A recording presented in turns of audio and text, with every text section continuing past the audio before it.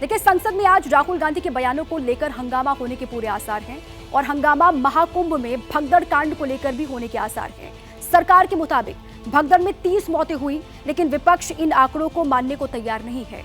संसद में मौत के आंकड़ों को लेकर विपक्ष ने सरकार पर तीखे वार किए।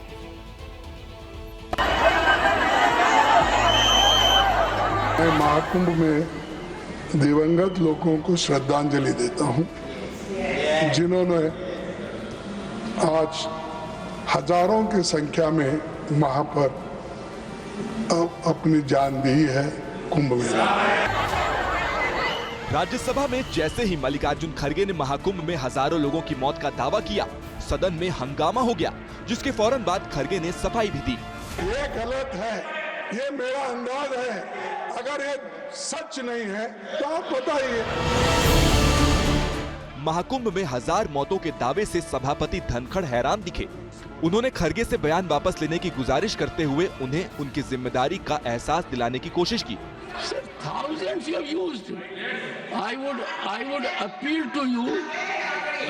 appeal to you as a senior, one of the senior most leaders of the country, as president of the Congress party, that if you put a figure in thousands, I can only appeal to your conscience.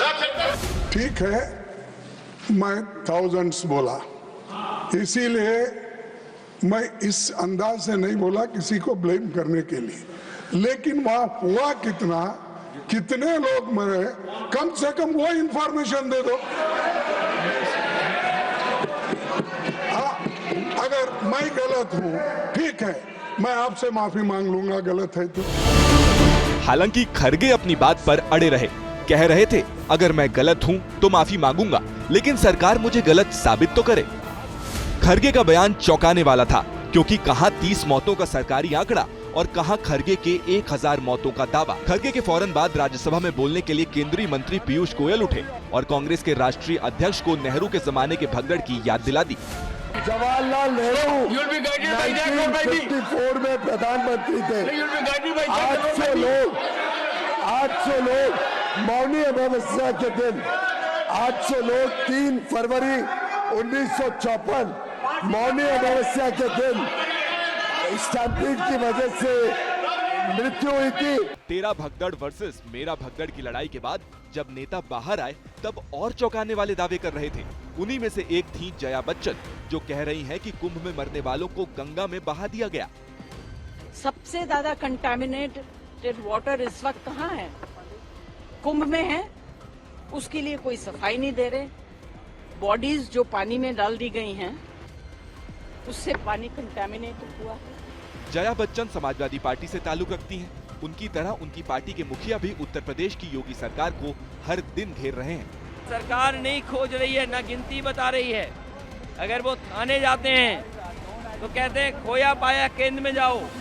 कितने लोग खोए हैं उसकी digit नहीं बता पा रहे हैं। कितने लोग खोए हैं उसकी डिजिट नहीं बता पा रहे हैं। इधर विपक्ष के दावों के बीच लोकसभा में सरकार की तरफ से भगदड़ को साजिश का एंगल दे दिया गया। उसकी भी जांच चल रही है और उस जांच पे भी षड्यंत्र की बू आ रही है।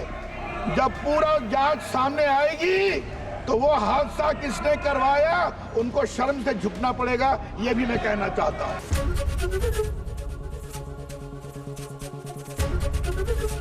एबीपी गंगा, खबर आपकी, जुबान आपकी।